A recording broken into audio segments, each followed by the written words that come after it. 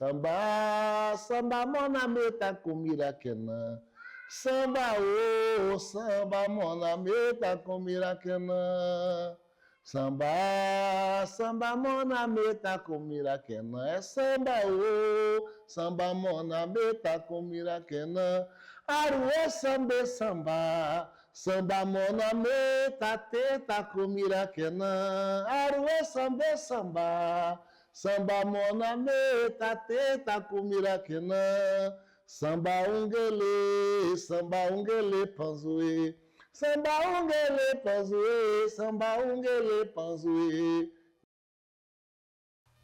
Falar do samba referente a nossas religiões de matriz africana.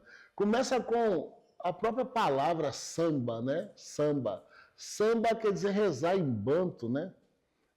Vem dos negros que vieram da África Equatoriana, que é a região Angola, Congo. E isso chegou no nosso Brasil com uma força muito grande. Então, o samba é a expressão mais pura da alma do povo preto, né? E isso é magnífico, né? Então, a gente não tem como olhar para uma casa de candomblé e não ver o samba lá. Antes de ser uma pesquisadora de samba, né, eu vivi muito a cultura do samba dentro da minha casa mesmo. Sou a terceira geração de uma família muito apaixonada por samba e carnaval, e o que eu percebia é que tinham muitos sambas falando sobre o próprio universo do samba. Bom, quando eu decido transformar esse legado familiar em pesquisa científica, eu começo a identificar realmente, né, essa metalinguagem que a gente fala, os sambas autorreferentes, como é que o samba fazia isso, né? Falando dos seus espaços sociais, falando da sua trajetória, das suas figuras, e passo a entender o quanto esse discurso tem um papel importante de construção de memória e de identidade. Então o samba, ele, por exemplo, ele fala sobre sua trajetória, sobre seus lugares, sobre suas figuras, sobre o carnaval, enfim, sobre todo esse universo. Então você vai ter uma série de sambas, por exemplo, falando sobre a Lapa, né, que foi um reduto histórico muito importante do samba carioca.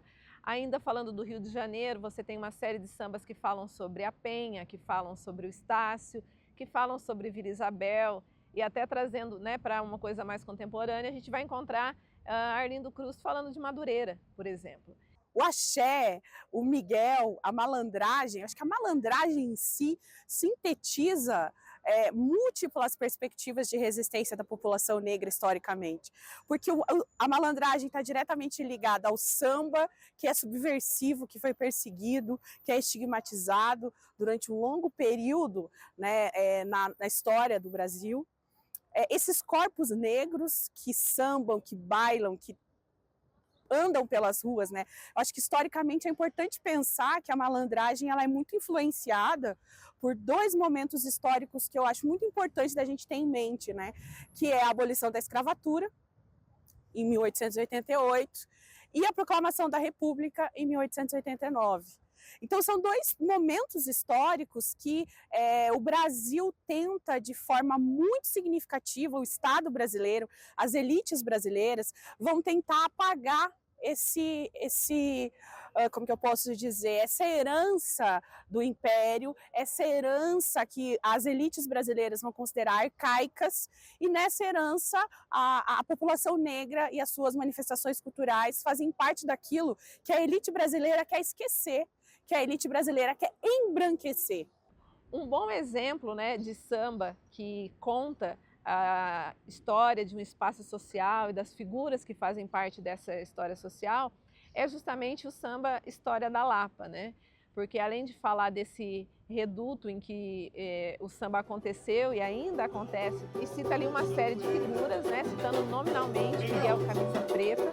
Olha só para você.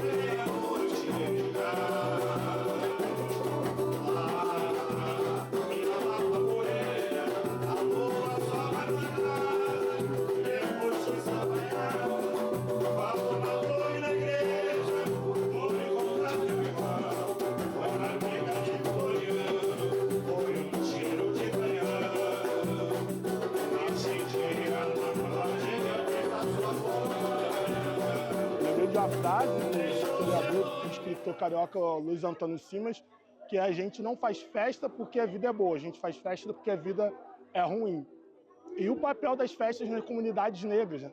Então, desde a época da escravidão, mesmo no sofrimento, em todas as mazelas que os escravizados sofreram no Brasil, a festa sempre foi um elemento fundamental de união, de sociabilidade e de conseguir sair um pouco daquele sofrimento que foi a escravidão. E a festa continuou como uma marca de todas as sociedades e comunidades negras no pós-escravidão.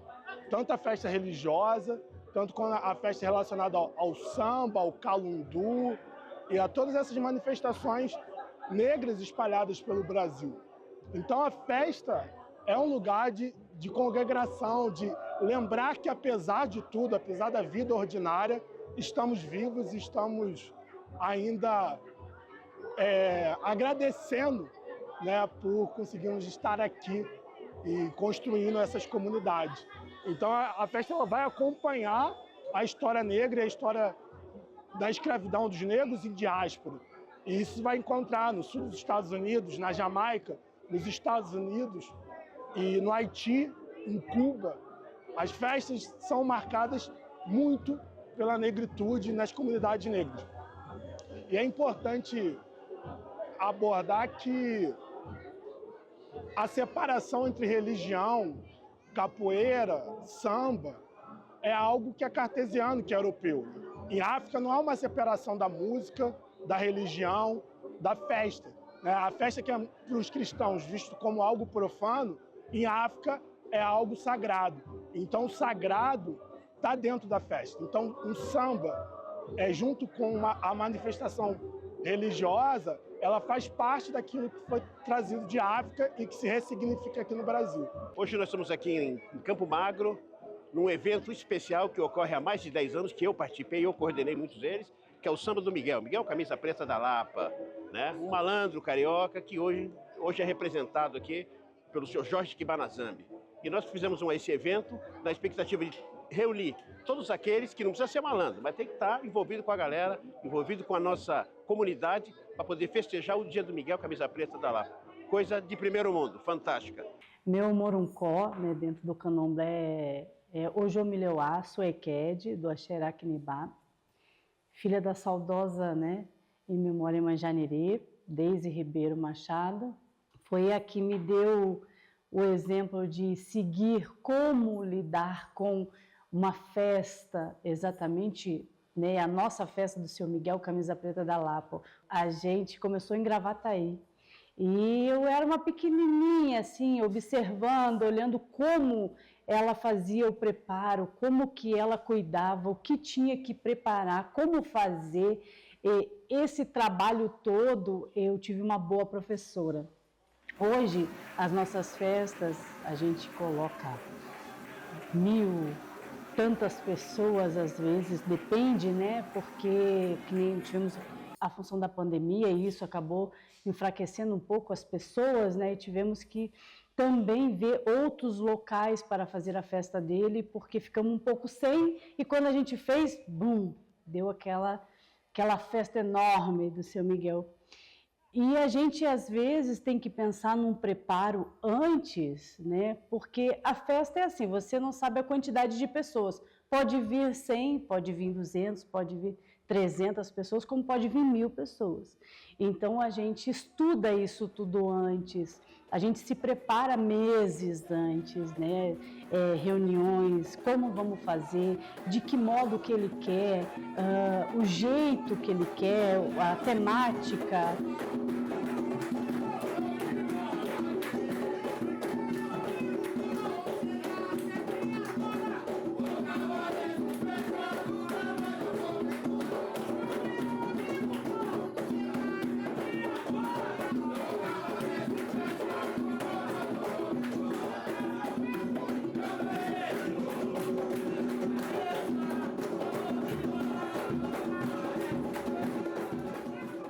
Então, eu acho que poder ouvir o Miguel, poder ouvi-lo cantar, poder ouvir a rememoração desses sambas, é acessar uma memória ancestral. Então, o samba é profundamente ancestral. As religiões de matriz africana são profundamente ancestrais. E o Miguel Camisa Preta da Lapa é o nosso ancestral que possibilita que as novas gerações como a minha e outras tantas que virão, acessem uma parte da nossa história que muitas vezes nos é negada. E eu queria ressaltar a importância de a gente estar aqui exaltando o samba que é ancestral, né? E aqui a gente está hoje para saudar um personagem que é muito importante para a nossa cultura brasileira, para o nosso samba, que é o Miguelzinho Camisa Preta, uma personagem que morreu no início da década de 20, mas que tinha em comum com a gente agora, que é o samba, né? O samba que atravessa gerações, o samba que vem carregando uma história da música brasileira, uma história ancestral, e a gente está aqui hoje para ressaltar e viver um pouco dessa ancestralidade. Tenho muito prazer de estar presente nesse evento, falar sobre o samba de roda, sobre a nossa cultura, que é o samba, junto com a nossa espiritualidade matriz africana. Isso é um legado que os nossos ancestrais deixaram, né? Os africanos. Então, eu só tenho a agradecer por esse convite e agradecer a todos. Eu não nasci no samba, mas o samba nasceu dentro de mim. E também na religião, eu não nasci dentro da religião, mas ela aflorou dentro do meu peito de uma forma que eu tive que colocar ela para fora. Dentro dos barracões de candomblé, eu sou ogã, eu toco atabaque e canto. Já na roda de samba, eu procuro fazer de tudo um pouco e enriquecer a batucada. E para mim, a importância dessa roda de samba é fantástica, onde nós colocamos em prática toda a nossa ancestralidade, trazemos para próximo de nós, né, entidades que se foram, mas estão muito presentes no nosso meio e no nosso convívio. Eu sou Ricardo Guindani, sou neto da Neucídio Oxóssi, ela é da nação Itaquimiguerê. E tudo que o samba, né, e a religião tem a ver na minha vida é uma coisa que eu já vim crescendo nesse meio, né? Eu frequentava muito quando era pequeno o terreiro do falecido Pai Zeco, minha avó também era da casa, depois minha avó teve terreiro na Rua das Carmelitas, eu fui crescendo nesse meio. E o axé e a energia, para mim, é tudo de bom. Então, para mim, eu acho que os dois sempre veio para somar, na religião e o samba. A gente sabe que não é só sentar e tocar, né? Tem uma magia que acontece, né? Então, quando a gente tem a oportunidade de estar, né, em ambientes saudando a nossa ancestralidade, a coisa toma outra proporção, assim. Ela é uma magia realmente que toma conta, assim, porque tem um propósito maior, né? A gente sente coisas, a gente vai lembrando sambas, há aquela comunhão, né, aquela roda, né, aquela coisa que a gente inseriu na nossa cultura brasileira, que já é muito nossa, né, e que vem dessas pessoas, né, que a gente saúda, que a gente homenageia.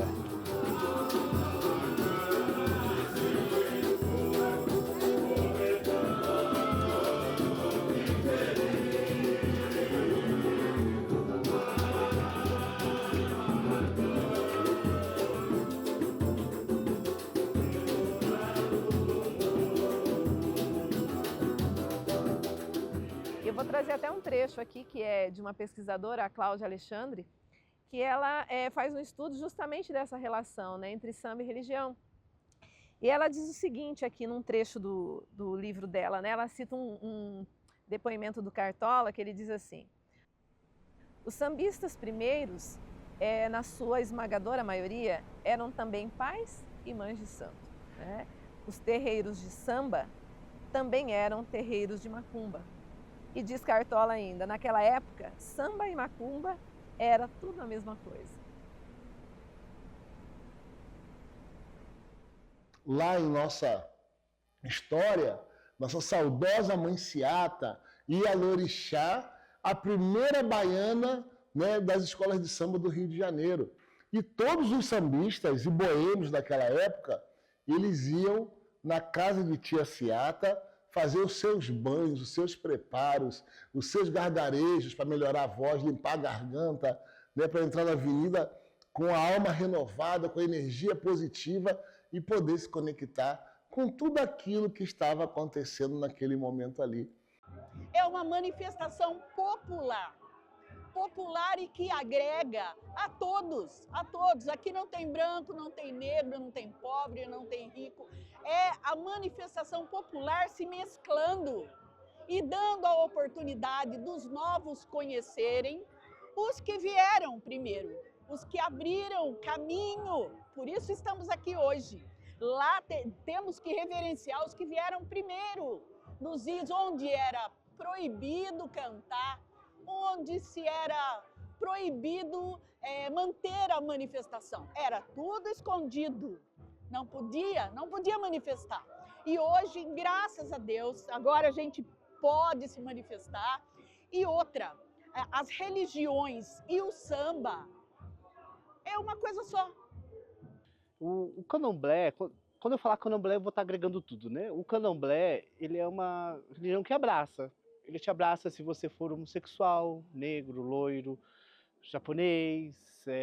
Ele te abraça, porque ele não vê a sua orientação sexual, ele vê a pessoa, né? O candomblé, a religião, os orixás, eles verem a pessoa, a essência, né? Então, eu nasci, né? Nasci já dentro, não escolhi, né? Eu fui escolhido porque eu nasci dentro. E como nascido dentro, eu vejo vários que escolheram, né? Em estar dentro do candomblé, da Umbanda, devido a esse abraço que tem, né? Essa, né?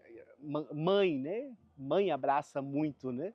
Então o candomblé, ele tem essa virtude, né? Do meu ponto de vista, eu acho que toda religião tem uma virtude, né? Cada uma na sua concepção. E o candomblé, a virtude dele é abraçar as pessoas. O samba, ele cumpre esse papel de registrar a sua própria história, né? De contar a história de suas próprias figuras, e com isso ele vai construindo uma identidade que é a identidade do samba, né? Considerando que o samba, conforme eu falei no início, ele é mais do que um gênero musical.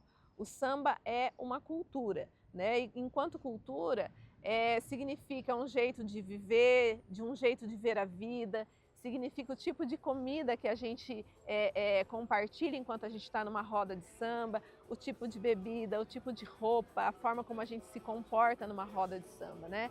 Então não se trata somente de música e entretenimento, embora sejam as partes mais evidentes e gostosas também da gente viver, né?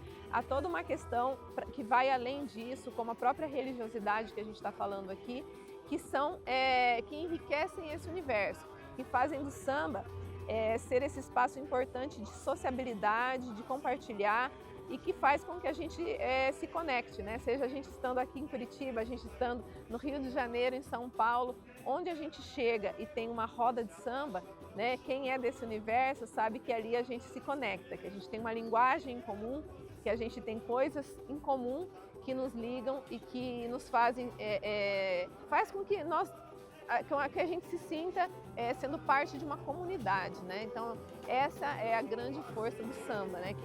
Que agrega, que junta, né? Que é esse espaço de sociabilidade.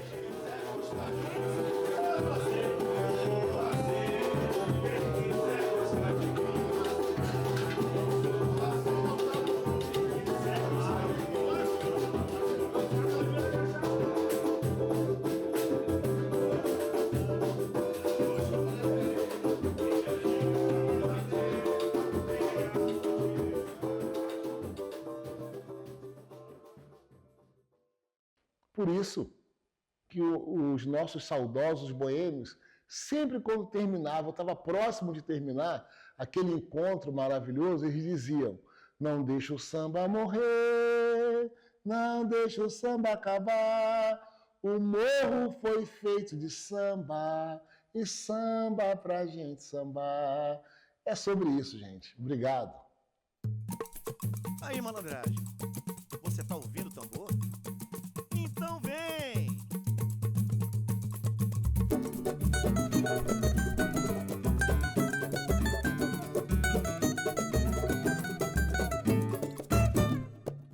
Tá ouvindo o tambor? Ele tá me chamando. Vai ter samba de malandro, vai ter samba de malandro. Se ligou no tambor? Ele tá te chamando. Vai ter samba de malandro, vai ter samba de malandro. Tá ouvindo o tambor? ele tá me chamando. Vai ter samba de malandro, vai ter samba de malandro. Se ligou no tambor, ele tá te chamando. Vai ter samba de malandro, vai ter samba de malandro. A mão preta que bate no couro tem samba ancestral. Reflete o brilho do tesouro imaterial. Do barro do chão, a força da fé inunda o coração de axé.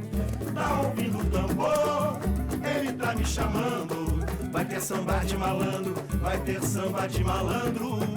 Se ligou no tambor, ele tá te chamando. Vai ter samba de malandro, vai ter samba de malandro.